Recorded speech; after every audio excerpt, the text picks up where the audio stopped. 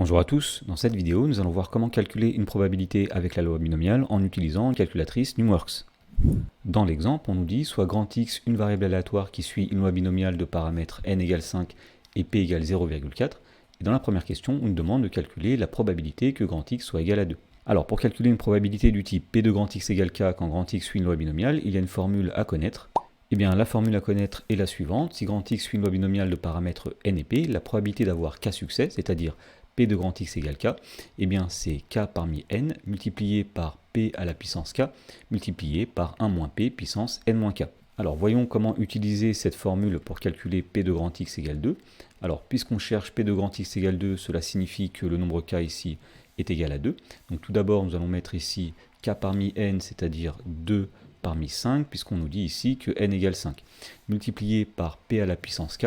Alors le nombre p ici vaut 0,4, donc nous allons dire que c'est 0,4 puissance 2, multiplié par 1 moins p puissance n moins k, c'est-à-dire 1 moins 0,4 puissance 5 moins 2.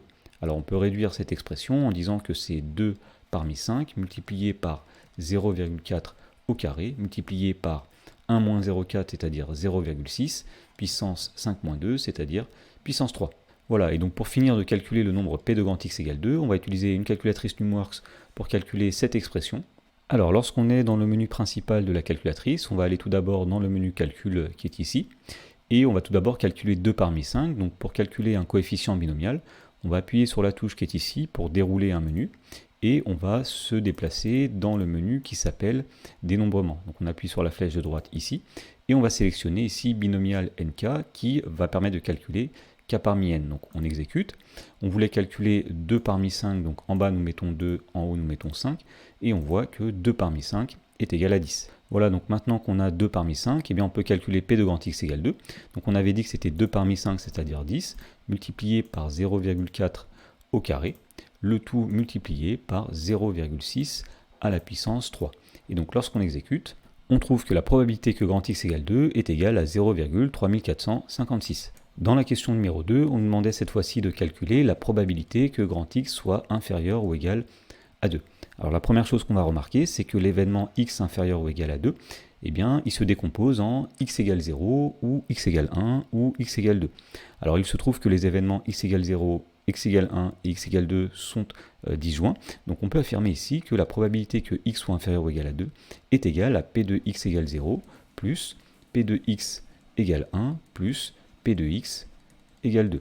Et donc pour calculer la probabilité que x soit inférieur ou égal à 2, il suffirait de calculer chacune des probabilités p de x égale 0, p de x égale 1, p de x égale 2, comme dans la question précédente. Mais nous allons faire autrement, on va utiliser la calculatrice Numworks qui permet de calculer directement des probabilités du type p de x inférieur ou égal à k.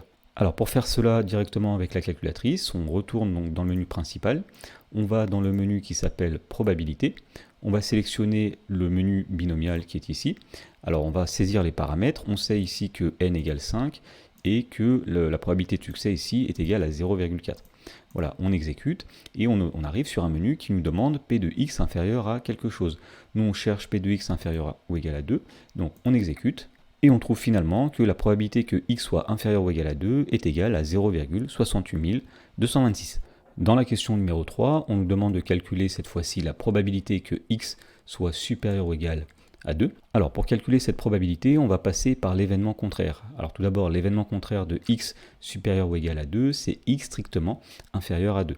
Donc p de x supérieur ou égal à 2, c'est égal à 1 moins la probabilité de l'événement contraire dont on a dit que c'était x inférieur strictement à 2.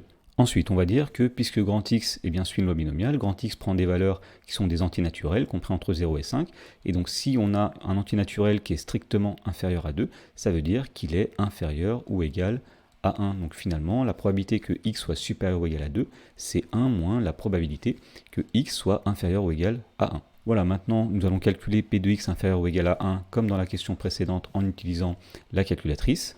Donc lorsqu'on est dans le menu principal, on va choisir le menu probabilité, et donc on nous ramène directement là où on était tout à l'heure. Si jamais on revient au tout début, il faut encore une fois sélectionner binomial et mettre les paramètres qui nous intéressent. Donc ici n égale 5, p égale 0,4.